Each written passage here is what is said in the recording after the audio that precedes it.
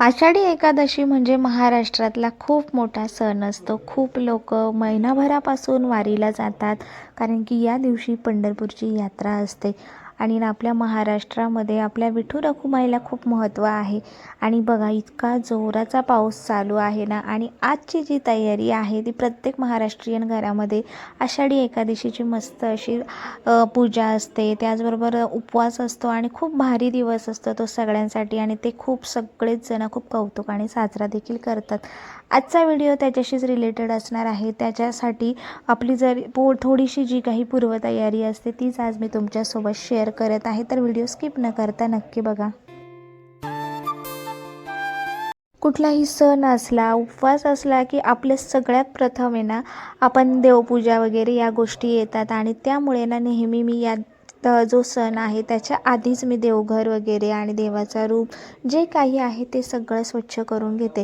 कारण की त्या दिवशी आपल्याला भरपूर अशी कामं असतात आणि त्या दिवशी मग हे सगळं क्लिनिंग वगैरे इतकासा वेळ मिळत नाही. त्यामुळे म्हटलं चला आजच्या दिवशी ना इथे देवघर वगैरे सगळं क्लीन करून घेऊया, जेणेकरून उद्याच्या म्हणजे ज्या दिवशी आता तुम्ही हा व्लॉग आधीच बघणार आहेत, आणि आपलं ज्या दिवशी आषाढी एकादशी असेल ना त्या दिवशी म्हणजे सपोज जर आदल्या दिवशी क्लिनिंग केली तर दुसऱ्या दिवशी छान अशी पूजा करता येते. त्यानंतर आपल्याला मंदिरात जायचं असतं. बऱ्याच ठिकाणी मस्त अशी हरिपाठ असतो, अशा बरेचसे भजन वगैरे असतं, दिंड्या निघतात, मुलांच्या स्कूलमध्ये कार्यक्रम असतो, अशा बऱ्याचशा गोष्टी असतात. त्याचबरोबर फराळ वगैरे बनवणं. त्यामुळे माझं तरी असं मत आहे की याच्या आधी जी तयारी केली ना, स्वच्छता, क्लिनिंग या सगळ्या गोष्टी, तर दुसऱ्या दिवशीचा जो वेळ आहे ना तो आपल्याला बऱ्यापैकी कामात येतो.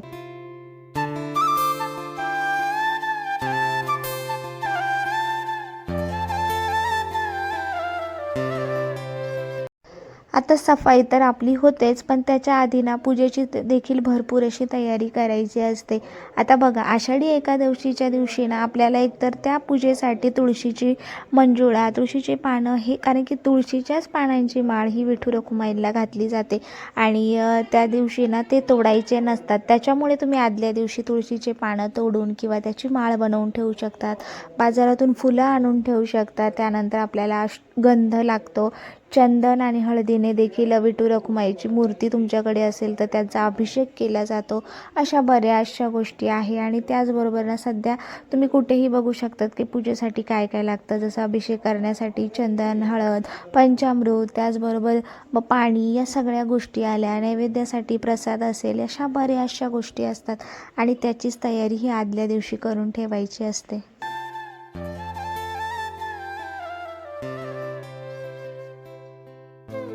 कुठलाही उपवास म्हटला किंवा सण म्हटला की खाणं पिणं हे आलंच. आता या उपवासाला भगर वगैरे चालत असते, ज्याला बऱ्याच ठिकाणी वरई देखील म्हणतात. तर आदल्या दिवशीच किंवा आधी आपल्याकडे असतं, बऱ्याच ठिकाणी आणून ठेवतात, बऱ्याच ठिकाणी मंथली देखील या गोष्टी आणल्या जातात. जसं साबुदाणा असेल, वरई असेल, शेंगदाणा, या सगळ्या गोष्टी आणून ठेवल्या की ऐनवेळी आपली गडबड होत नाही.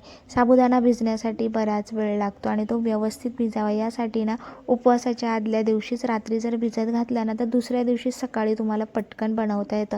कारण की बरीच गडबड असते, आपल्याला पूजा वगैरे करायची असते, तयारी असते, अशा सगळ्या गोष्टी असतात. आणि त्यामुळे ना आता जसं बघा, शेंगदाण्याचा कूट करून ठेवणं, ह्या वेळ जो उद्याच्या वेळ याच्यात आहेत ना तो आपला वाचणार आहे. त्यामुळे आदल्या दिवशी ही प्रिपेरिंग केली ना की बरं असतं. त्यात पाऊस भरपूर चाललेला असतो, कधी लाईट जाते, कधी असते, कधी नाही. वेळेवर या गोष्टी किंवा आपल्याला वेळेवर याचा सगळ्यांचा त्रास कमी व्हावा म्हणून ही पूर्वतयारी करणं खूप गरजेचं असतं. आणि जी माझी खूप म्हणजे कायमच अशा गोष्टी असतात की बेसिक गोष्टी तरी मी करून ठेवते. आता बऱ्याच ठिकाणी असं पण म्हणतील, मग बटाटे पण आदल्या दिवशी रात्री उकडवून ठेवू शकतो का? पण बटाटे उकडवण्यासाठी अजिबात वेळ लागत नाही. तुम्ही एखादं काम करताय तोपर्यंत ते उकडून राहतात ना.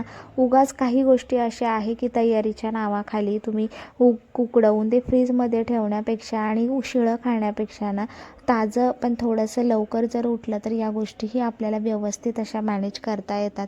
आणि सण म्हटलं की आपण त्या दिवशी लवकर उठून बाकीच्या बऱ्याचशा गोष्टी असतात त्या करतच असतो.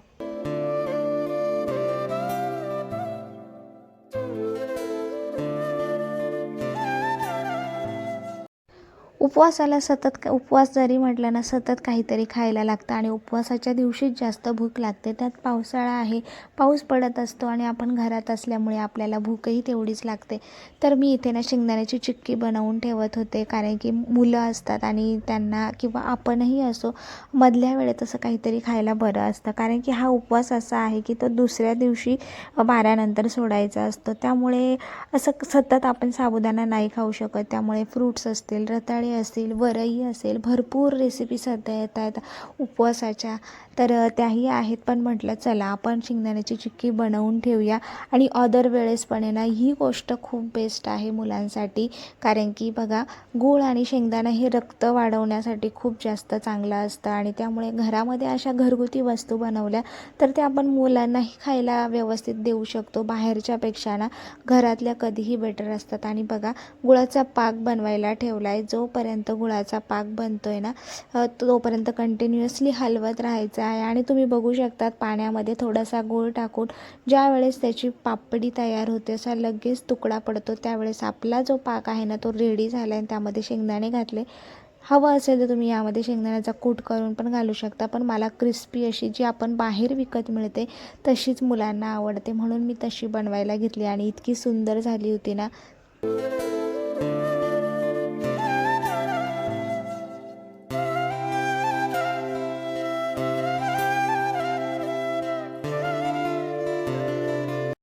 त्यामध्ये ना एका ताटाला मी तूप लावून घेतलं आणि त्यावरतीच अशा पद्धतीने घातलेलं आहे आणि अर्धा तासासाठी ठेवलं ना तरी छान अशी क्रिस्पी आपली इथे शेंगदाण्याची चिक्की तयार होते. आता या वेळेस आपल्याला जसं की आधीच सांगितलं की कूट वगैरे लागतो. शेंगदाणे मी एक्स्ट्रा भाजून ठेवले होते. म्हटलं आता शेंगदाण्याचा कूट देखील करून ठेवते. बऱ्याच ठिकाणी म्हणजे डोसा किंवा साबुदाण्याचा आपल्याकडे धिरडं, दशम्या अशा बऱ्याच गोष्टींनी म्हणतात. तर वरई म्हणजेच भगर आणि साबुदाणा देखील तुम्ही इथे मिक्सरला बारीक करू शकता, जेणेकरून त्याला भिजत घालण्याची जी काही प्रोसेस आहे ना ती आपल्याला स्किप करता येईल आणि डायरेक्ट आपल्याला त्याच्यामध्ये पाणी किंवा दही टाकून ना लगेच आपल्याला गरमागरम डोसे बनवता येतील. अशी काही उपवास जरी असला ना तर पूर्वतयारी आपल्याकडे असतेच. सो तीही या ठिकाणी तुम्ही करून ठेवू शकता. जितकं मला काही आठवतं आहे किंवा जितकं मी करते त्या गोष्टी मला तुमच्यासोबत शेअर करायला आवडतात.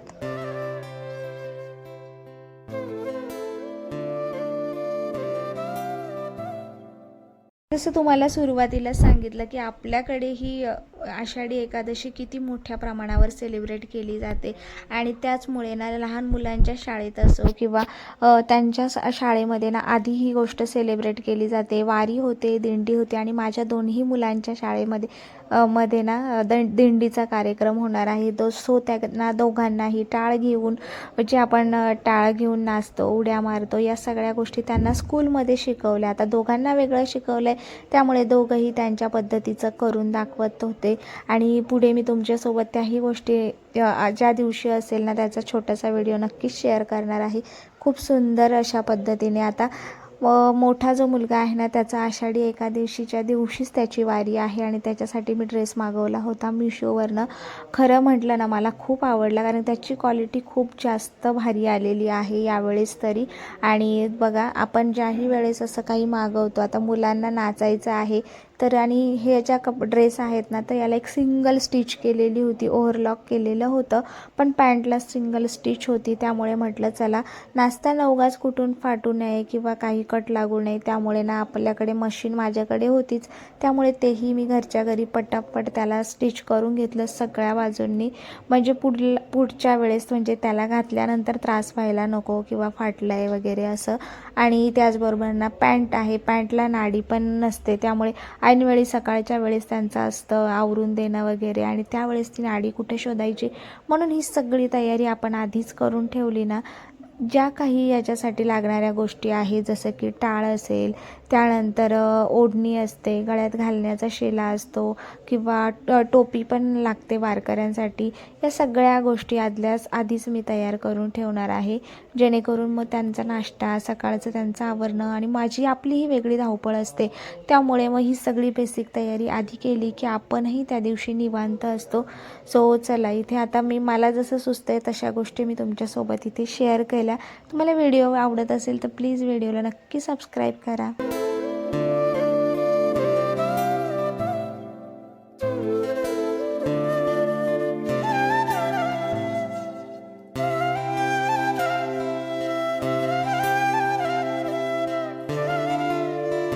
अशा पद्धतीने माझी बेसिक तयारी तर झालेलीच आहे. आणि बघा आता बऱ्याच ठिकाणी ना आता वेगवेगळ्या पद्धतीचे मुलं खूप छान असे युनिक पद्धतीने स्कूलमध्ये रेडी होऊन येतात. मलाही वाटतं की माझाही मुलगा छान असा रेडी झाला पाहिजे.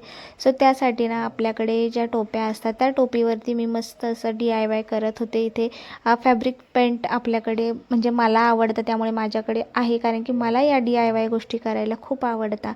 आणि ते घरात असल्यामुळे मी पटकन त्या टोपीवरती मस्त असं विठुरायासाठी पाऊले चालती पंढरीची वाट असेल, रामकृष्ण हरी असेल, अशा बऱ्याचशा वेगवेगळ्या गोष्टी आहे ज्या अशा आपण टोपीवरती काढू शकतो, ज्याला जसं वाटेल तसं.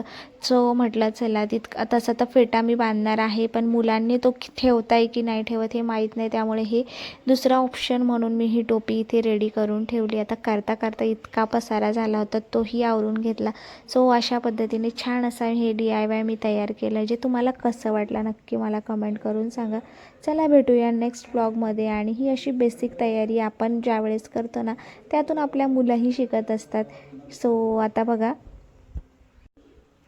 तोपर्यंत आपली ही चिक्की मस्त अशी रेडी झाली होती आणि इतकी सुंदर क्रिस्पी झाली होती. तर व्हिडिओ आवडला असेल तर नक्की लाईक करा, शेअर करा, सबस्क्राईब करा. भेटूया नवीन ब्लॉगमध्ये नवीन काहीतरी घेऊन जे की तुमच्याही उपयोगात असेल. सो चला बाय.